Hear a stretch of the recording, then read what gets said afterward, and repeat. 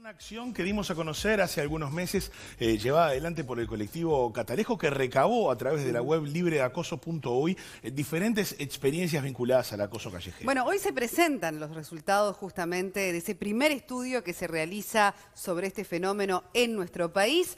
Llevan ya recibidas 700 denuncias en este último semestre. Y bueno, sobre esta investigación hablamos entonces con quienes nos acompañan nuevamente, Martina Sanguinetti y Julia Irisití. ¿Pronuncié bien o no? Sí, casi. Casi. De Colectivo Catalejo, bienvenida. Son muchas is. Muchas, sí. Muchas. Irisití, ahí está. Irisití. Bienvenida Irisití. Martina, bienvenida Julia. Muchas gracias. Bueno, cuenten un poquito sobre los resultados, reiteren cómo fue el mecanismo en estos meses, ¿no? De recabación de información. ¿Qué nos pueden decir sobre eso primero? Bien, hay una web, como tú decías bien, que se llama libredeacoso.uy, que tiene un formulario para generar denuncias. O sea, en Uruguay no existe la figura legal de acoso callejero, entonces una mujer que sufre acoso callejero no tiene a dónde recurrir, entonces no se generan datos como se puede generar con otros fenómenos. Entonces, a partir de esta web y este formulario, una de las intenciones justamente era empezar a saber cuánto pasa, a quién, cómo, dónde. Si de día, de tarde, de noche, claro, en qué momento del día. Toda esa información cuantitativa, pero también cualitativa, ¿no? Porque en una parte del formulario permite escribir y poder contar qué le generó a la persona que lo sufrió, si reaccionó, por qué, y bueno, que dejen algún comentario que quisieran hacer. Entonces, toda esta información, que es un montón de información, se analizó el primer mes de la campaña, las primeras denuncias, y se elaboró este informe con esta información, que es muchísima información. Tenemos de hecho algunas placas para compartir con algunos de los datos que por ejemplo tienen algunas variables, en este caso el género de las personas víctimas de acoso callejero. Allí tenemos en el caso fíjate que del total, que son 509, 465 son mujeres, la amplísima mayoría, ¿verdad? Sí, estamos hablando de un 91,4%. Y otra de las cosas que explicaban es que, bueno, la enorme mayoría son mujeres las que reciben este acoso por parte de hombres. Sí, en la parte del agresor también aparece en un porcentaje muy similar. Creo que es un 93%, que el agresor es el varón. Entonces, nosotros siempre decimos que esto es un problema de género. Aquí lo tenemos, esta misma Mira, 93%. El sexo de la persona acosadora, donde, bueno, el 93% proviene de varón. Claro. Sí, en esto de que es un problema de género, nosotros cuando hicimos el formulario, de todas formas, igual habilitamos la opción de distintos sexos en víctima y en agresor, justamente para ver qué pasaba. Se confirmó esta hipótesis que ya se venía estudiando desde otros lugares. Y bueno, entonces nos marca el camino para seguir trabajando desde esta línea. También es bueno, y hay datos al respecto, precisar sobre las edades en las que la denuncia, ese episodio no se naturaliza ni la denuncia se realiza.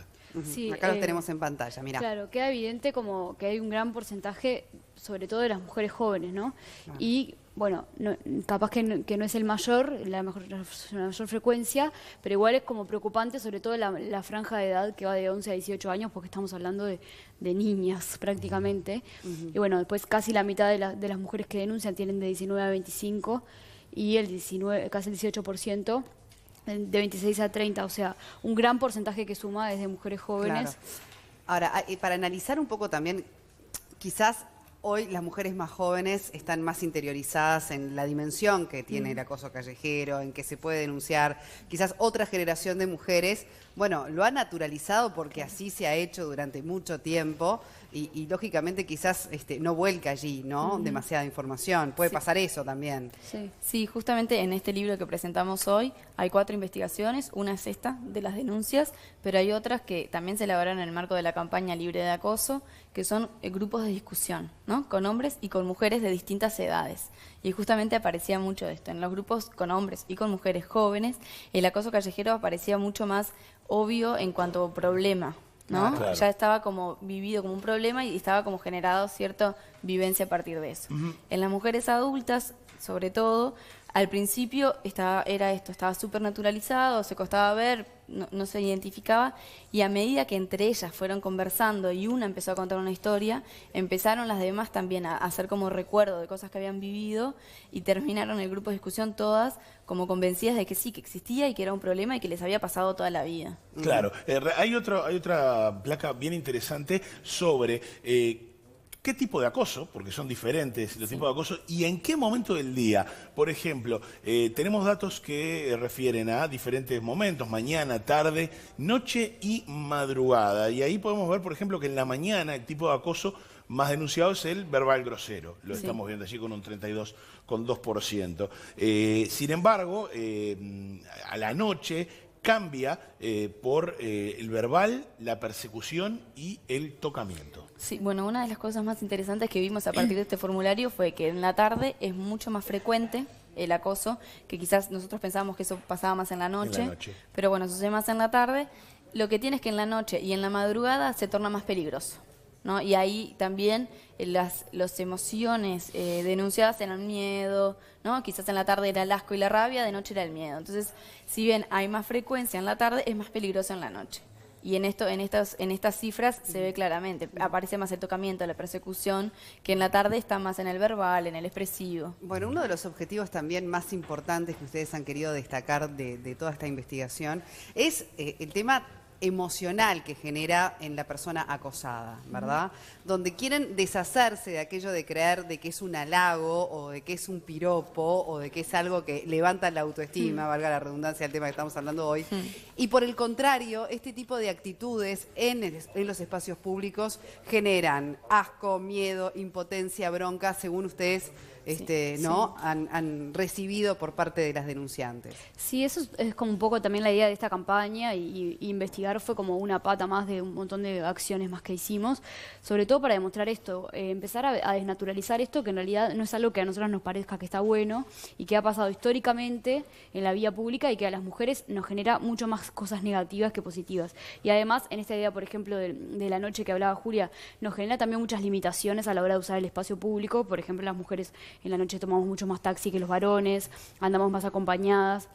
Cuestiones que hacen también a la seguridad y que tiene que ver con esto, con una práctica que está súper naturalizada y que muchas veces se toma como esto, es un piropo, es algo lindo, pero en realidad cuando te pones a analizar el fenómeno un poco más en profundidad, genera un montón de cosas en la vida cotidiana de las mujeres que está bueno como empezar a poner sobre la mesa y dejar de tomar como algo tan natural. Hoy se presenta la publicación, ¿verdad? Sí, a las 7 de la tarde. ¿En dónde se presenta? San Salvador 1510, es Radio Pedal. El lugar de Radio Pedal. Y el objetivo último de toda esta investigación, de estas 4 investigaciones sumadas, ¿no? Porque bueno, tiene otras aristas, no solo estos acosos que se pueden de alguna manera denunciar en libredeacoso.com.uy. ¿Qué van a hacer con todo esto, con todos estos datos? Porque ustedes son egresadas y algunos estudiantes de la UDELAR, ¿no? Sí. Sí, bueno, Catalejo está formado por gente del área social y gente del área de la comunicación y del cine.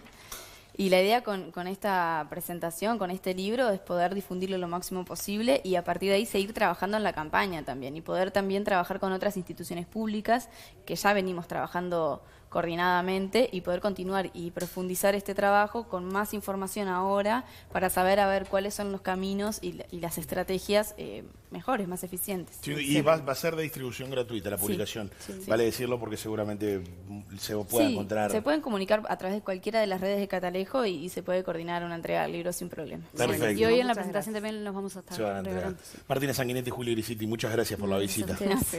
Vos porque lo dijiste rápido el apellido y te salió bien de una y eso te hace creer que lo practiqué estás volando, andás volando. Lo practiqué mucho.